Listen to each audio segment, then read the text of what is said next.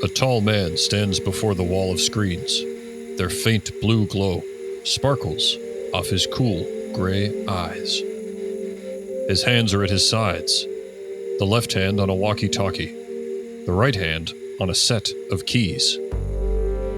Come on, he whispers, watching monitor 15B. Eddie Daniels has been watching the subject all day. All the signs are there. He's marked his target, and he knows what he's going to do next. Sure, waiting for someone to break the law just so you can stop them might be extreme to some. But you don't get to be head of security at SeaWorld without thinking big. There, got him. Eddie rushed down the corridor, out the heavy metal door and onto the Orlando humidity. He shouts into his walkie-talkie. Code 1211, right now we got a code 1211. He sprints past a touch tank and hurdles a souvenir vendor who stopped to tie her shoe. He's 200 yards out, but he can still make it if he hurries. Eddie notices an employee ahead. Mackenzie, 1211, we gotta go now. Mackenzie sighs, having dealt with this behavior for the better part of a year. Eddie, 1 second, I have to finish locking up the touch tank and— No, Mackenzie! Frustrated and panicked, Mackenzie drops the keys and runs alongside her boss. Finally, the two arrive at the scene of the crime. The Stingray exhibit. Despite the fact it is daytime, Eddie shines his flashlight on a man about to enter the exhibit with his wife and 3 children. Nice try, scumbag! The man is more confused than offended. That ticket in your hand is for a 2:15 admission, and it's only 2:05. Nobody makes a mockery of SeaWorld! Suddenly, the radio crackles. Eddie? That's Officer Daniels. Officer Daniels, we got a 1213 out here. Kenny? Did you just say a 1213? Yeah, a 1213. What? An Antarctic leopard seal has escaped and is terrorizing children? In the 3.5-foot wave pool? That's impossible! We stacked those hay bales so high! What? Come on! The two take off running in the direction of the wave pool. Paper maps and overpriced lemonades go flying as tourists are pushed out of the way. They can hear the screams of the children being chased by the 9-foot mammal. Eddie thinks, this was a terrible time for that Dress Like an Emperor penguin promotion. The two arrive at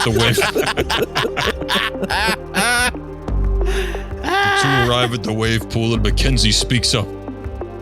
Eddie, this is terrible. Is there anyone on the security team here who can help us with this? Well, we did just hire the new guy for the night shift. Night shift?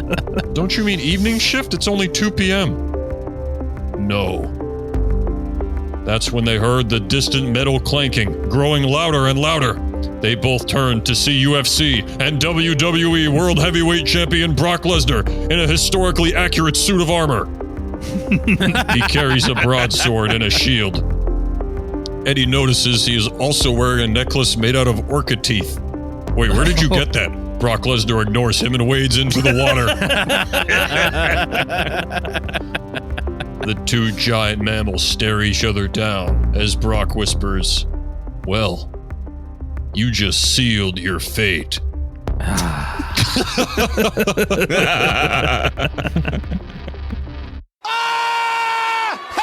Okay.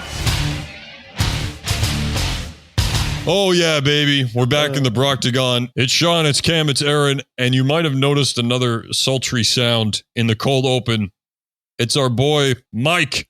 Mike is in the Broctagon. Welcome, Mike. Hey, Mike. It's great. Glad to be here. Big fan. It's good to have you, man. Mike is here for his extensive knowledge about the WWE. This guy's an expert. So with that in mind, let's dive right into this question. Dear Broctagon team, I'm a marine biologist, and listening to your show has ruined my career. Wouldn't be the first time. No, yeah, we get that a lot. We get that a lot. A lot of lives. Didn't we have a marriage that was in bad shape because of this show? Yeah. Maybe more than one. I'm a marine, blah, blah, blah, blah. I act professional all day, but on the inside, I just wonder if Brock Lesnar would beat up the beautiful creatures I'm studying. Leopard seals are terrifying and can be really mean. Wondering how Brock would do against one in 3 feet of water. Brock gets a full night set up. Thanks, Hector in Baltimore. Sorry about your job, Hector. Yeah, that's tough, man. I really am. I am sorry. Sean, what was the name of the specific leopard seal from the story? This was an Antarctic leopard seal. If I'm not mistaken, and I actually did a little bit of pregame research, these things can be 9 foot long. They're like 9 feet long, like 800 pounds.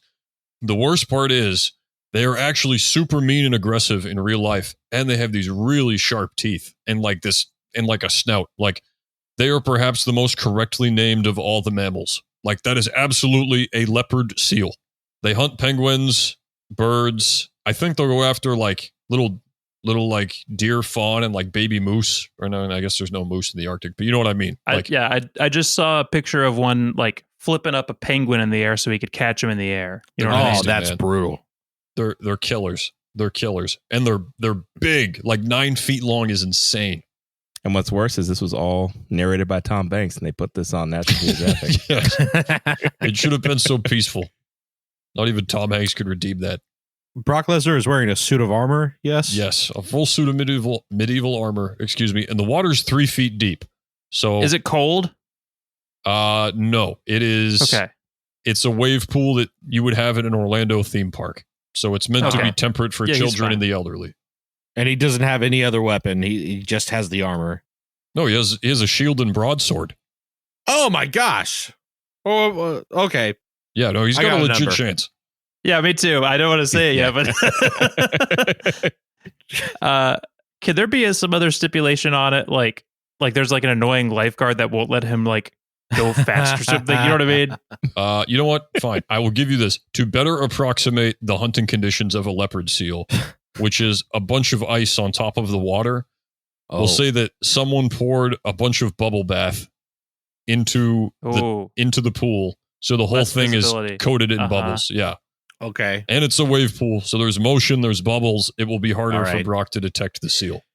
3 feet is absolutely enough, though, for like a seal to grab a hold of you and hold you underwater until you drown.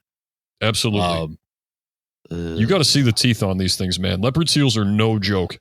I looked at them. They're terrifying. They are monsters, and they are so fast. Oh my gosh, they are fast.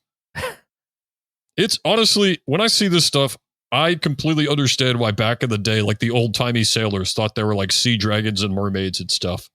Yeah, yeah. Like if you were drunk off your noggin and bumped into one of those things on a foggy dock at 3 a.m. after not seeing another human being for 6 months, yeah, I'd probably think it was a dragon. I get the monster thing, but what about the hot babe thing? She came up out of the water, all slick and sleek. And I thought to myself, by God, 'tis the most beautiful creature. Elward, that was a leopard seal. We've told you many times before. Nay, she was a queen.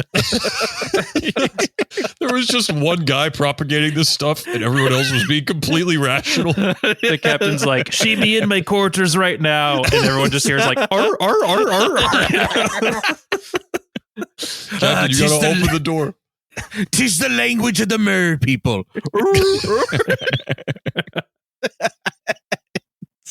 No, you just have a seal in your cabin. Captain, we told you, no seals in the cabin. You cannot bring... No. I didn't bring any seals on board. I mean it, Captain, because last time... No. Now, boys, who can find me a bucket of fish? I could really go for a bucket of fish. Captain, we agreed. Only crew members are allowed on the ship. Aye, so meet your new crew member. Selena Steele. It's just a seal in a wig. A blonde wig. Captain, we got the provisions you asked for. We have the rum and the hardtack. Aye, very good. And the medicine, aye, and the rope, and the giant inflatable ball. Where's the giant inflatable ball you might balance on your nose? By God, if I don't find a little strip of wood that has 3 different horns that you can boop and make noise with, ere we get out of port, I'm gonna be in big trouble.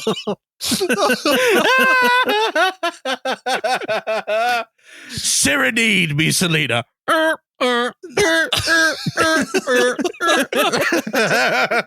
She's a muse. Captain, we've arrived at Cape Horn in Africa. Aye.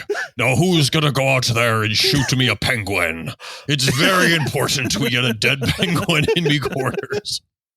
Is that why you had us take this route?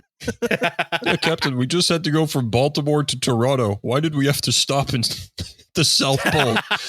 Captain's orders. I can't explain it. You're gonna have to trust me on this one. Captain passes away. It's like, let's read his will. I bequeath all my earthly belongings to Selena. Wait, he was the one that owned the ship. What does that mean? Look, Captain Selena, I guess. Yeah, she comes out wearing a peg leg and a pirate's hat. She just has the peg on her flipper because they don't have legs. Yeah.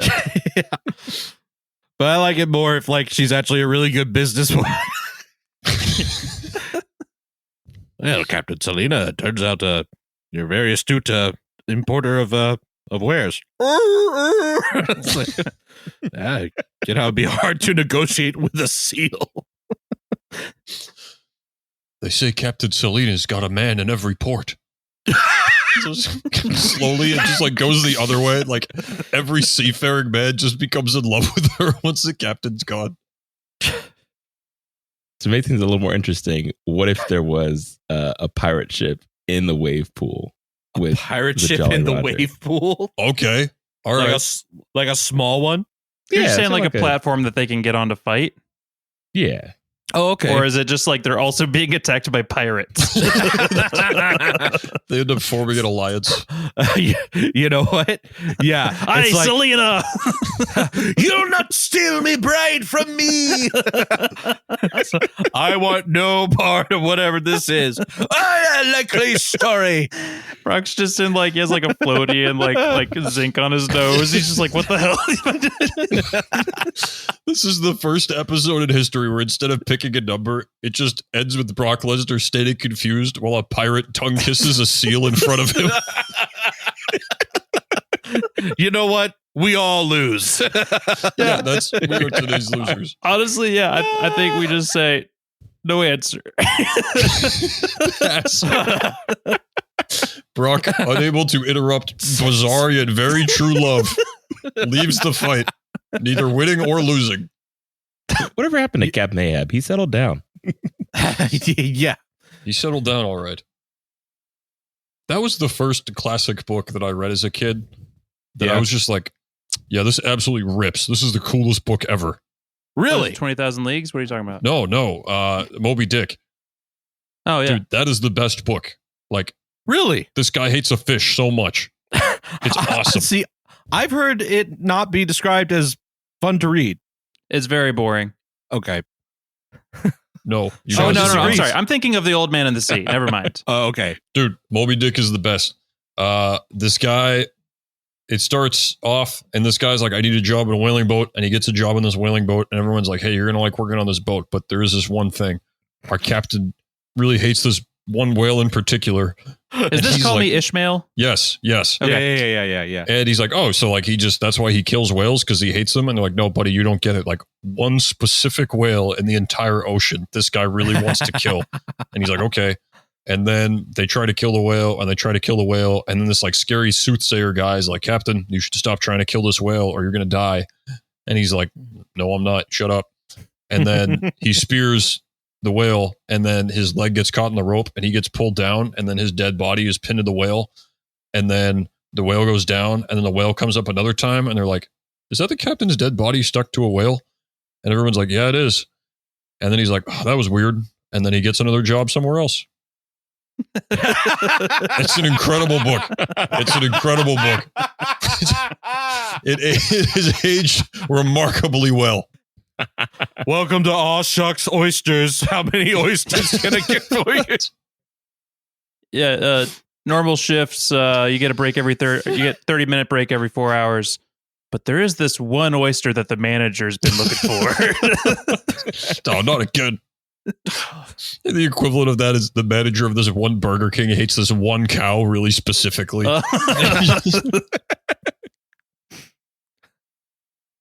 Did we give our numbers? No, I can go. Brock Lesnar wins 10 times out of 10. That's the easiest one. That's so easy. Sean, you gave him a sword. Yeah. The worst thing that we could throw at him is bubbles. No. No He has a visibility. Suit of armor and a sword. He's stabbing that seal. What's your number, Sean? You are so dumb. 6 times out of 10. Really? Hey, that's coming from me, and I'm usually the fastest to go 10. Dude, leopard seals are gnarly. Those things are so fast. He can't see where it's coming from. I think the suit of armor has its drawbacks because if he gets knocked down, it's going to be harder to get back up. If he drops the sword, that's going to be hard to find with the bubbles. Is he going to bite through a suit of armor? Dude, if one of those things bites you, okay, fine. Then now there's like metal pressurized into your leg. Like, I think Brock dies from drowning.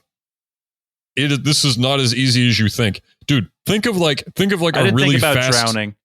It's like a really fast anaconda. Like they're just long and slippery and they could move. If he knocks him off his feet, he's in a lot of trouble. Suit of And, like, armor the is bad shield in is gonna water. I help. didn't consider that. Brock immediately just like, he's like, okay, let's settle this. And he just jumps in the deep end and he's done. He's just, Seal doesn't even touch him.